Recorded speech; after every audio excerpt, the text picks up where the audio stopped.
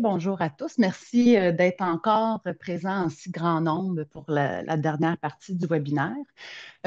Aujourd'hui, c'est ça, on m'a demandé de parler de prévention et de gestion de la résistance au champ.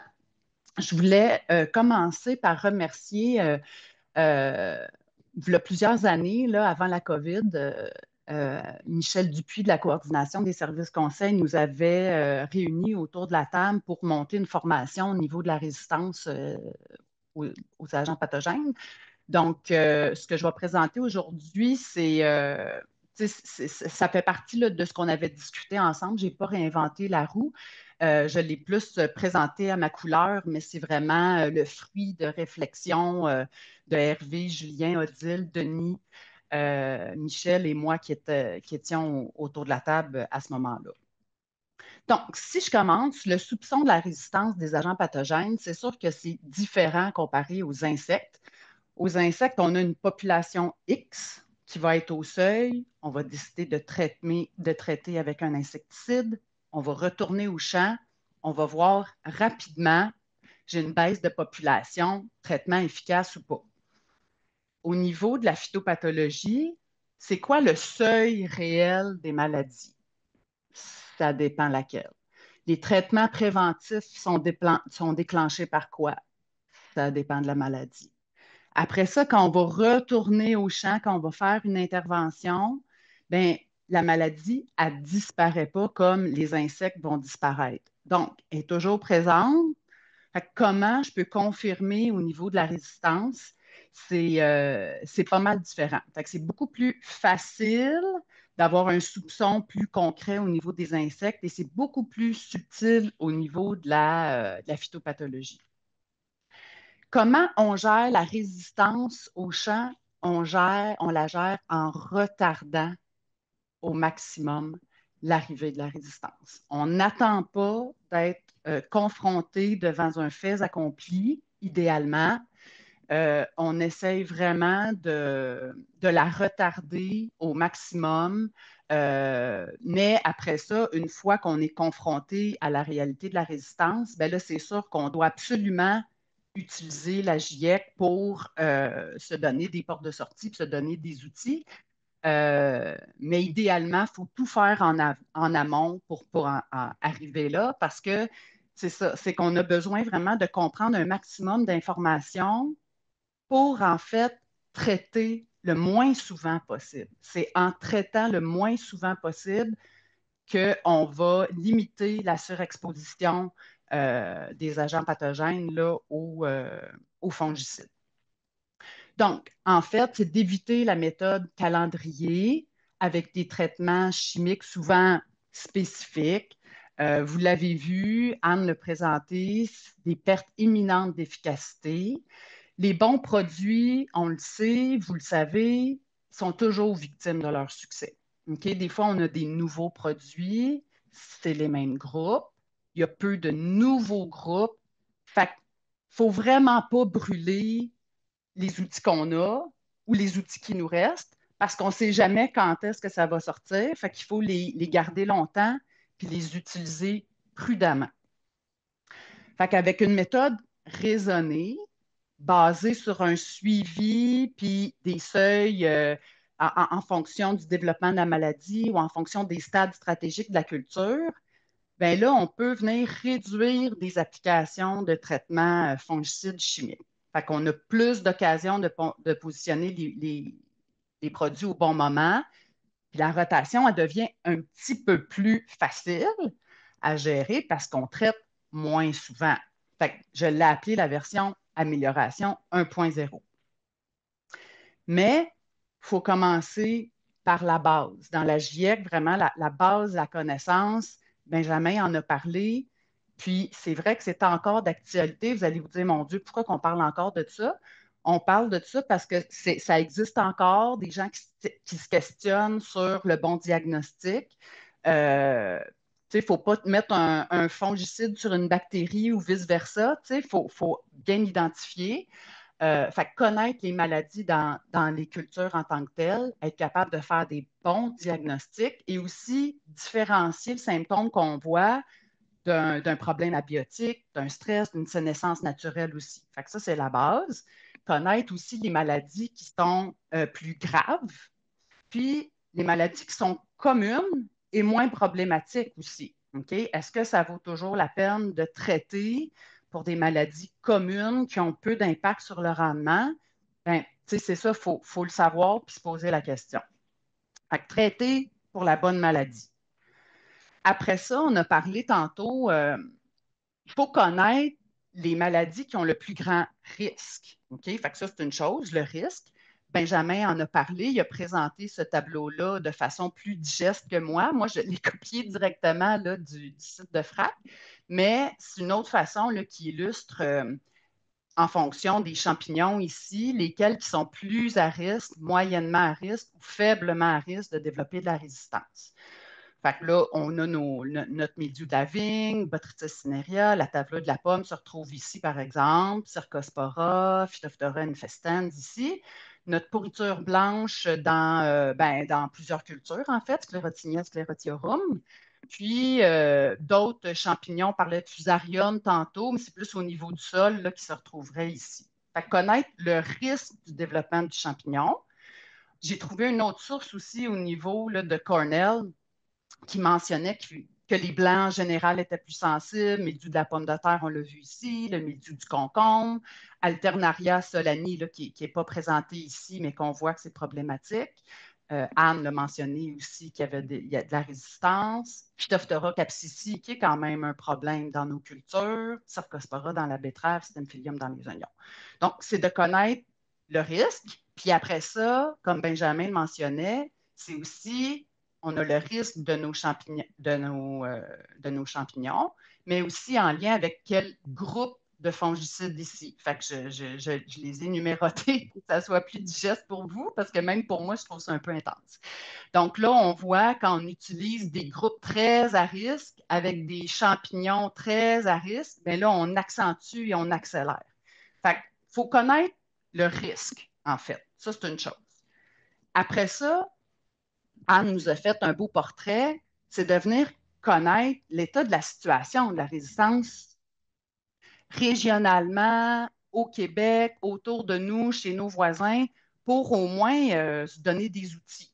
OK? Fait que Anne a fait un beau portrait. Je vous mentionnais juste d'autres sources ici pour que vous sachiez où aller chercher l'info. Euh, sur le RAP, mettons la fiche, il y a des belles fiches techniques sur l'anthracnose ou sur la moisissure grise où l'état de la situation est montré avec les risques liés là, des fongicides en tant que tels. Là, ici, je suis dans l'anthracnose de la fraise. J'ai le risque des fongicides. Puis là, après ça, j'ai l'inventaire qui avait été fait par Phytodata au niveau là, de la fraise conventionnelle qui est ventilée et la jour neutre là, qui est séparée. Fait qu'on a l'information ici. Fait que ça vient de chez nous. Fait que c'est intéressant d'en être conscient puis de l'utiliser. Il y a les belles fiches PFI aussi qui ont été faites au niveau fraise, framboise, bleuet par l'IRDA qui sont mises à jour aussi assez régulièrement. Fait que ça, c'est le fun. C'est des beaux outils là, qu'on utilise, les conseillers, en lien avec les entreprises là, de façon hebdomadaire, quotidienne, là, quand on est au champ. Le réseau POM aussi, par exemple, a un outil avec le détail là, des fongicides. Puis, à chaque description de fongicide, il y a aussi l'état de la situation au Québec en lien avec ces fongicides-là. Fait que c'est une partie d'information qu'on peut trouver là. Des fois, on ne le retrouve pas nécessairement sur les sites du RAP ou les fiches techniques. Il faut fouiller un petit peu. Mais, par exemple, j'ai trouvé une référence chez nos voisins du Sud, dans le nord-est américain, euh, dans la production de légumes. Tu sais, moi, je suis une conseillère depuis longtemps. Je travaille beaucoup plus dans le légume, dans la fraise. Là, j'ai pas tout fouillé les outils. Là. Je ne travaille pas dans la pomme ou dans la vigne. Mais je trouvais ça quand même important là, de vous montrer cet outil-là parce qu'il y a quand même, c'est ça, pour la production de légumes, là, je trouvais ça quand même intéressant. Fait que cet outil-là, comme je disais, c'est le nord-est américain. Qu'est-ce qu'on voit ici? Là, on a un détail un petit peu plus ventilé là, de tous les champignons dans nos cultures. Là, j'ai sorti le concombre comme un exemple. Là. Il y a beaucoup d'autres cultures dans cet outil-là, mais là, on voit le détail du risque de développement de résistance en lien avec ces champignons-là, mais aussi en lien avec les fongicides en tant que tels. OK? On fait le parallèle entre les deux. Et où est-ce qu'il y a des X rouges confirmés? C'est vraiment où il y a eu des. On parle du risque, c'est une chose, mais en rouge, c'est des cas confirmés, réels quand même dans le nord-est américain. Est-ce qu'on peut transposer ça exactement par rapport à nous? Peut-être pas. Je ne suis pas phytopathologiste, mais moi, en tant que conseillère, j'aime avoir cette information-là en tête pour le considérer dans mes réflexions puis dans ma stratégie appliquée sur les fermes. Il faut connaître aussi la provenance des maladies, OK? Parce que ça aussi, ça va impacter la stratégie qu'on va mettre en place. Ça va impacter les outils de suivi qu'on va utiliser, que ce soit un capteur de sport ou un modèle ou autre. Ça va impacter aussi les méthodes préventives qu'on va pouvoir mettre en place. Fait que de connaître la provenance, euh, c'est important. Puis aussi de connaître le cycle de la maladie. Là, je donne des exemples. C'est sûr qu'aujourd'hui, c'est très général. En 30 minutes, c'est difficile de couvrir tout le secteur horticole, maraîcher, fruitier, là, mais je, je, je survole les grands principes pour qu'après ça, il y ait des lumières qui s'allument pour chacun de vous dans vos cas concrets. Mais de connaître le cycle de la maladie, c'est important en lien avec les conditions climatiques puis la nécessité de traiter. C'est quoi les cycles, c'est quoi les stades où le champignon est plus faible, où les portes d'entrée au niveau de la culture. De connaître ça, ça va venir impacter nos moments d'intervention, aussi selon le type de produit qu'on va utiliser pour justement réduire le plus possible les traitements. Fait que oui, c'est intense, il y a beaucoup d'informations, mais tout ça, c'est pour éviter des traitements qui sont faits au mauvais moment pour des mauvaises raisons. Parce que dans le fond, le but ultime, c'est d'éviter la surexposition là, aux champignons, là, des fongicides spécifiques, en fait. Dans la GIEC, hein, là, je suis d'en connaître plusieurs choses. Il y a l'aspect prévention à ne pas négliger. OK? Toutes les méthodes alternatives qu'on peut mettre en place, les méthodes de prévention, parce que c'est quoi l'importance de ça? C'est vraiment de diminuer le plus possible l'arrivée, la présence de notre champignon. Plus qu'on va être capable de la retarder, automatiquement, ça veut dire qu'on a éviter des traitements, on a réduit des traitements, donc on évite des fongicides, l'utilisation de fongicides spécifiques. Fait que c'est vraiment dans cette optique-là, puis pour des situations où il nous reste peu d'outils, cet aspect-là a toute son importance. Donc, il y a l'environnement qui a un impact, le choix du site, le microclimat. Puis là, après ça, c'est sûr que la liste mentionnée n'est pas nécessairement applicable à toutes les cultures. Il y a une différence entre les cultures pérennes, un verger qui est établi depuis longtemps, euh, les vignes, les framboisières, c'est différent que des cultures annuelles. On parlait d'oignons tantôt. Fraises, c'est un peu moins pire, une rotation un petit peu différente, mais, euh, mais ça vous met quand même ça vous allume des lumières à considérer certains aspects là, à mettre en place au niveau de la prévention. La régie du producteur aussi, OK? Au niveau du choix des variétés, au niveau de la fertilisation, au niveau de notre façon d'irriguer, on est-tu par aspersion, on est-tu dans le goutte à goutte, la rotation des cultures, les champignons qui survivent dans le sol, qui restent dans le sol, ça a toute son importance. On parlait, en tout cas, moi, je suis sûre que Phytophthora capsicii me préoccupe. Donc, c'est quand même un aspect important. Les cultures de couverture pour faire des barrières physiques, on parle du seigle roulé de plus en plus, d'intercalaire, c'est d'aller voir selon nos contextes comment appliquer ça à nos régies. La gestion des mauvaises herbes qui vont avoir un impact sur l'aération de nos champs, sur la période de mouillure qu'on va avoir, OK? Quelque chose des fois qu'on a peut-être aussi perdu ou des choses qui ont changé à travers les années, tu sais, la gestion des résidus puis des plants malades, sortir ce qui est malade du champ, tu sais, sortir les fruits affectés. Je le sais que c'est du temps, je le sais que c'est de la job, mais dans le cas où on a peu d'outils, il faut être capable de baisser la pression d'une certaine façon. Fait que je vais y revenir à tout ça, mais sachez que tout cet aspect-là de prévention est non négligeable. Fait qu'après ça, quand on est capable d'introduire des variétés plus tolérantes ou selon l'aspersion et tout, on vient faire des changements au niveau de la prévention, bien là, on vient adapter notre version raisonnée à une version plus intégrée, hein. On fait de la prévention, plus on continue le suivi. Fait qu'on est capable de réduire encore plus les traitements. On est moins dépendant aux traitements chimiques parce qu'on s'est trouvé des solutions.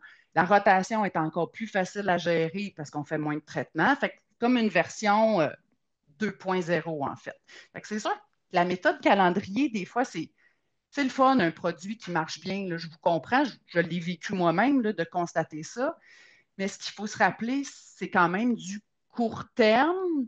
Puis pour éteindre des feux tu sais, à moyen terme, là, Anne en a parlé, des résistances qui se développent en 2 ans, 5 ans, ça va vite, fait qu'il faut faire attention. Tandis que la méthode intégrée, c'est sûr, c'est plus d'efforts, il faut combiner des choses, après ça, il faut adapter ça à nos entreprises, mais c'est beaucoup plus bénéfique à long terme. Fait que l'incontournable là-dedans, c'est sûr, le suivi, OK? C'est sûr, en tant que conseillère depuis longtemps, de dire à un producteur de ne pas traiter, c'est sûr que c'est stressant pour lui de recevoir cette information-là. Mais quand il y a une relation de confiance qui s'établit avec le producteur, puis que le suivi est régulier, puis qu'on y va 2 fois par semaine ou 1 fois par semaine, c'est plus facile là, de faire un bon suivi puis d'être capable de ne pas traiter en toute confiance. Fait qu'il faut avoir une discussion avec le producteur sur sa tolérance, sa réalité, son marché. Il faut connaître l'historique de ces traitements, OK, particulièrement à risque élevé de résistance, là, mais aussi toute sa régie en tant que telle. Puis la rotation des groupes, tu sais, on parlait de ça tantôt avec la courbe de Benjamin. C'est sûr que de connaître, oui, ce que tu as fait la semaine passée puis le mois dernier, c'est une chose, mais dans les dernières années, de colliger tout ça, c'est important d'avoir cette information-là.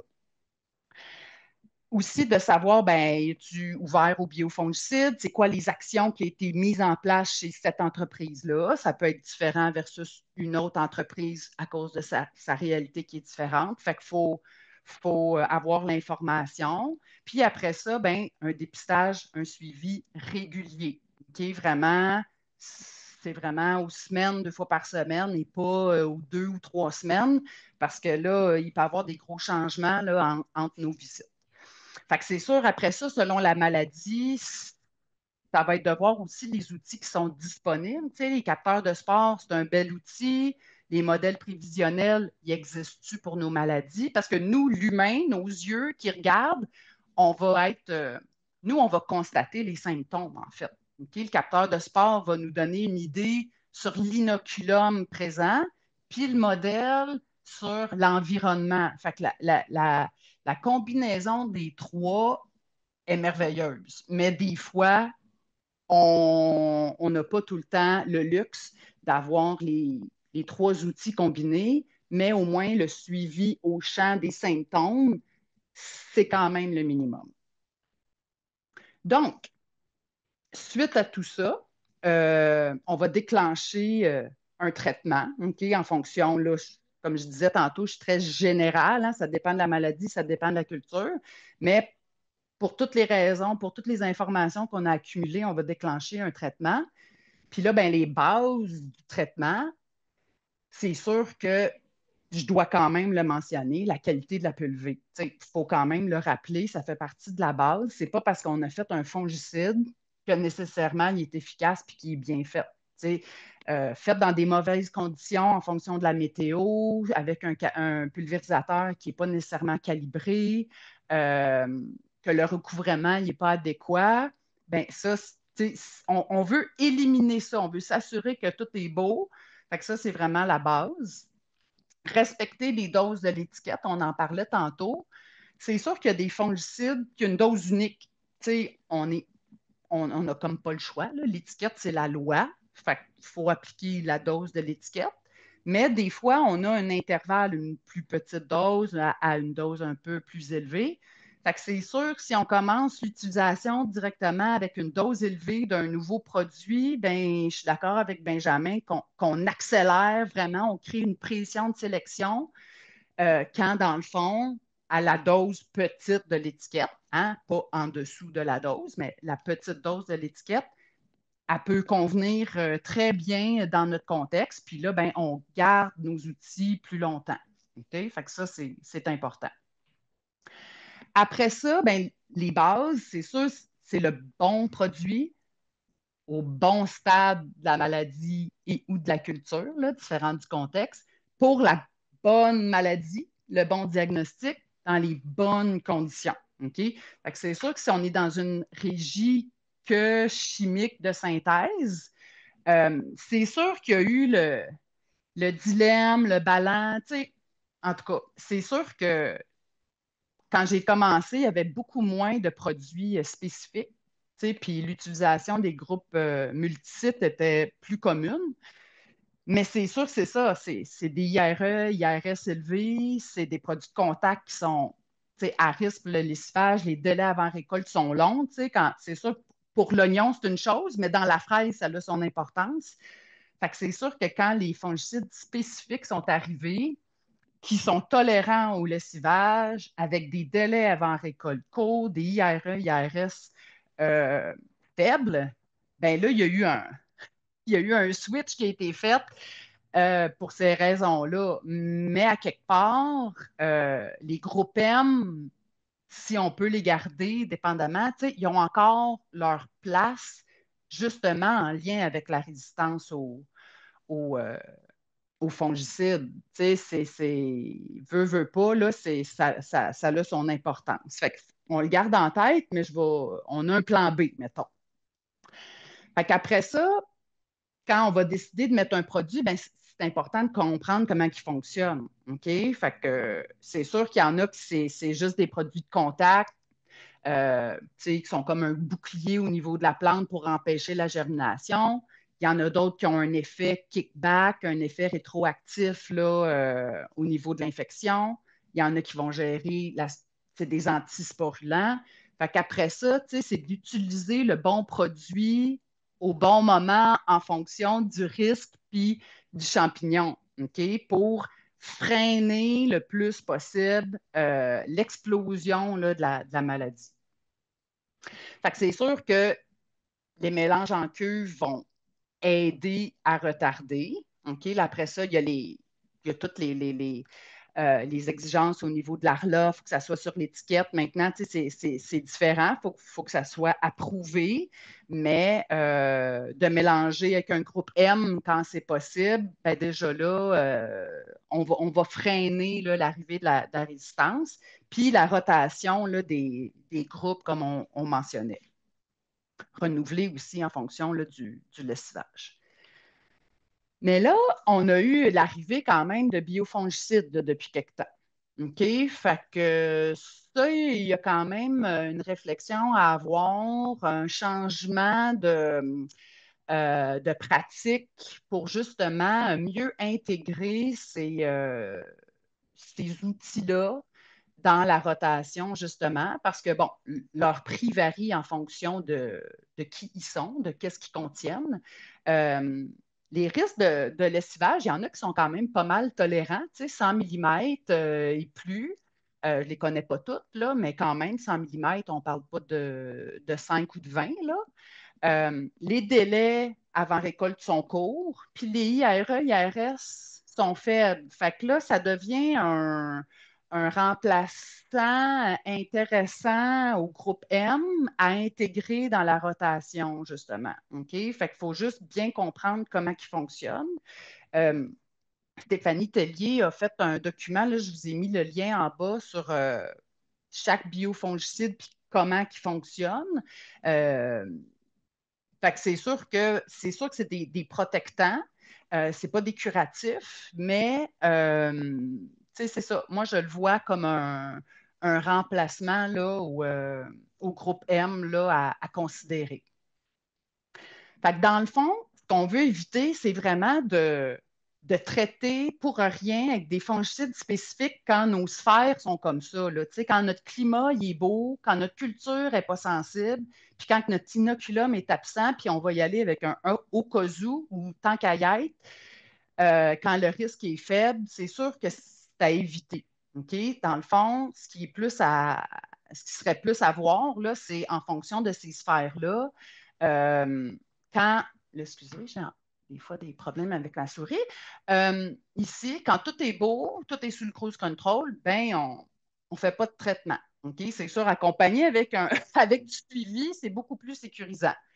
Après ça, la maladie, notre sphère de culture, mettons, notre culture change, elle grossit, on a un stade plus à risque ou selon les précipitations, bien là, on peut aller mettre un groupe M ou un biofongicide, tu sais, un protectant là.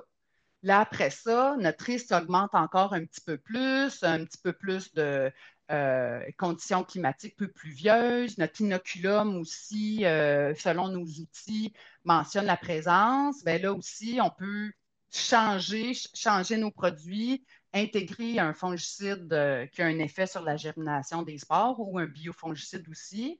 Euh, Puis après ça, basculer et utiliser nos fongicides spécifiques, là, plus dans des cas plus à risque, en fait. C'est juste schématisé de façon assez simple, mais juste pour comprendre que dans le fond, il y a des moments plus stratégiques à utiliser des fongicides chimiques spécifiques parce que de les utiliser trop rapidement, comme je disais tantôt, on vient surexposer nos champignons à ces molécules-là.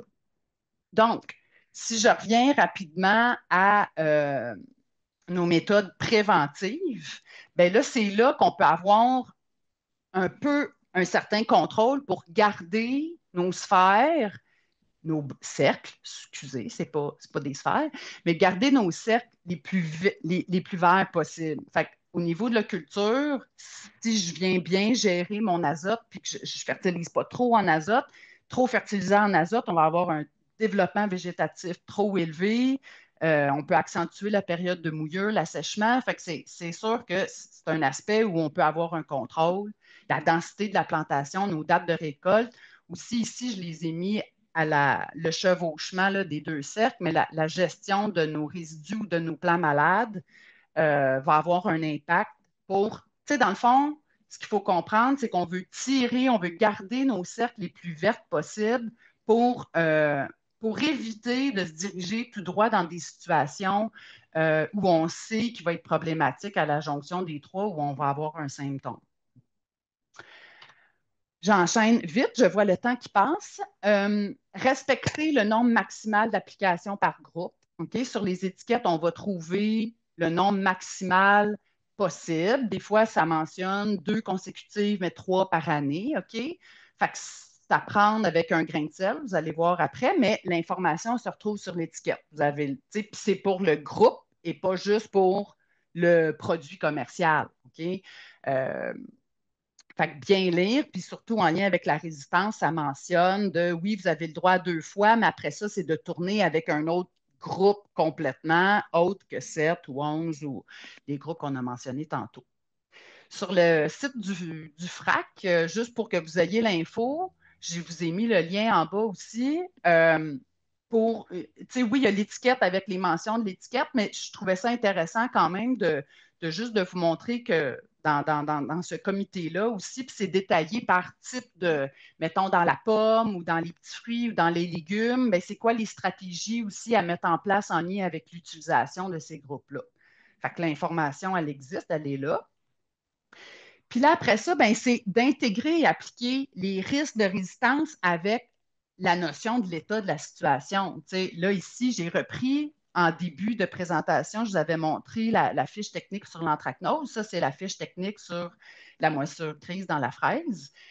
Si on voit tantôt, je ne sais pas si vous vous rappelez de la diapo juste avant, j'avais le droit à 2 applications, 3 applications de mes groupes 7, par exemple. J'ai fait exprès pour les choisir. Mais si je regarde après ça dans la fiche technique, bien là, je vois que j'ai le 95 85 de résistance ou 93 de résistance dans ma jour neutre. Donc, tant qu'à moi, oui, sur l'étiquette, mentionne que vous avez le droit de faire des applications X, mais rendu là, c'est comme si vous mettiez de l'eau, en fait. C'est vraiment, comme Anne le mentionnait, de continuer d'utiliser ces produits-là. C'est comme de l'eau, vous perdez de l'argent, puis c'est l'augmentation des pertes aussi. OK? Fait que c'est vraiment de tout intégrer après ça, cette information-là qu'on a accumulée pour après ça, qu'est-ce qu'on fait? Fait qu'après ça, qu'est-ce qui reste? Anne l'a mentionné aussi au niveau du switch. Ça date de l'inventaire 2019-2020, là, mais on voyait qu'il y avait une augmentation du groupe 9 là, de la résistance, OK, ici, comparé à, on voit que dans ce que Anne a présenté, que c'est déjà plus élevé, mais c'est quand même de faire très, très, très attention au groupe 12. Là. Il nous reste à peu près que ça et les biofongicides, là, en fait, dans la fraise. OK? Fait qu'il reste peu d'outils chimiques. Fait qu'on a tout intérêt à appliquer ce qu'on est capable de faire en méthode alternative. Je le sais que c'est beaucoup plus difficile dans le terrain que dans l'annuel, mais sortir les résidus, sortir les fruits affectés, je le sais, c'est du temps, il y a quelque chose à faire dans la taille aussi, mais le message là-dedans, c'est de freiner l'arrivée du ravageur pour après ça être capable de se sentir plus en confiance d'utiliser ces biofongicides-là parce qu'on a mis les pratiques préventives en amont en place. Il y a aussi, tout frais sorti du four, l'arbre décisionnel là, fait par le ciel qui est sorti. Fait que là, je vous ai juste mis le lien pour la moisissure grise. Je pense que le lien combine pour tout, en fait, mais c'était quand même pour mentionner que ça existait.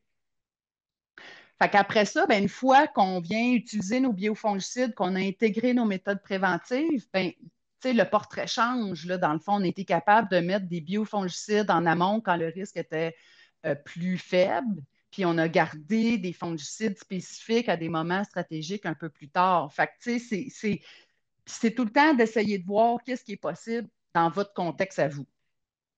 J'achève, Julien, j'achève. Fait qu'après ça, dans le diagnostic de la résistance, ben là, c'est sûr que, tu sais, on a tout fait ce qu'on a pu pour traiter le moins souvent possible, OK? Puis on fait un suivi régulier, fait qu'on voit les choses. Fait qu'on réévalue, on resuit, on réintervient, on réévalue, mais après ça, l'indice de résistance, c'est vraiment, ben là, écoute, j'ai traité dans les bonnes conditions, j'ai fait mes rotations de groupe, mon pulvé était calibré, tout a été fait dans les règles de l'art. Je ne vois pas ce que j'ai fait de pas correct, puis les symptômes augmentent. Là, c'est un bon signal d'alarme là, pour vraiment mettre le doigt sur la résistance. Fait Anne en a parlé tantôt. Chez Phytodata, ils font des tests de détection. Fait que pour l'instant, c'est ce qu'ils offrent en lien avec des maladies précises puis des groupes. J'ai semé la graine à savoir si est-ce que s'il y avait un intérêt de développer d'autres techniques pour d'autres groupes, d'autres maladies. Fait que, tu sais, comme elle mentionnait tantôt, c'est tout le temps de voir le besoin, mais je trouve que c'est particulièrement pertinent d'avoir un état de la situation clair pour être capable d'adapter les actions qu'on prend. Le laboratoire de Guelph, ça a été long un peu avant qu'ils me répondent, là, mais ils font quelques tests au niveau de la Staveleur, Stemphilium et Alternaria. Donc, en conclusion, ben, on ne peut pas gérer ce qu'on ne connaît pas. Fait il faut connaître les connaissances de base en amont. faut connaître en lien avec le suivi qu'on fait au champ pour être capable après ça de gérer chaque cas de chaque entreprise pour chacune des maladies, tu sais, mais il faut avoir l'information. Il faut éviter la méthode calendrier à tout prix. C'est sûr que de travailler avec un conseiller, ça vient un peu alléger la tâche, puis de venir apporter des outils. Euh, c'est sûr qu'il y a des cultures là, où il y a plus de ressources. C'est plus facile de trouver l'info. Tu sais, il y a plus de recherches, il y a des modèles prévisionnels clairs, des outils plus disponibles, l'état de la situation est plus connu. Fait que ça, c'est le fun. Ça serait le fun que ça s'élargisse aussi à d'autres cultures, mais bon, on fait ce qu'on peut avec ce qu'on a.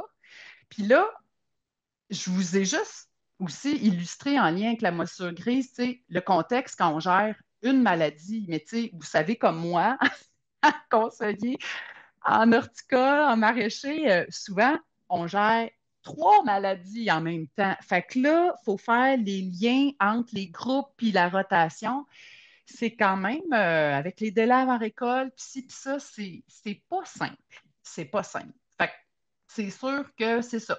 La gestion de la résistance, c'est avec des visites régulières, puis des stratégies vraiment en continu, en documentant, en observant, en soutillant, mais en cas de résistance confirmée, comme dans la fraise, là, pour ne pas le nommer, ben là, c'est sûr, si on n'a pas d'outils, faut resserrer au maximum et diversifier au niveau de la GIEC, tu sais, puis, fait que c'est ça. Fait que des fois, il faut changer un petit peu nos habitudes, tu sais, c'est insécurisant d'utiliser des produits qu'on ne connaît pas, mais quand on est accompagné, ça nous met en confiance, puis vraiment de trouver une façon d'appliquer les méthodes préventives le plus possible pour retarder l'apparition là, des champignons, c'est la base.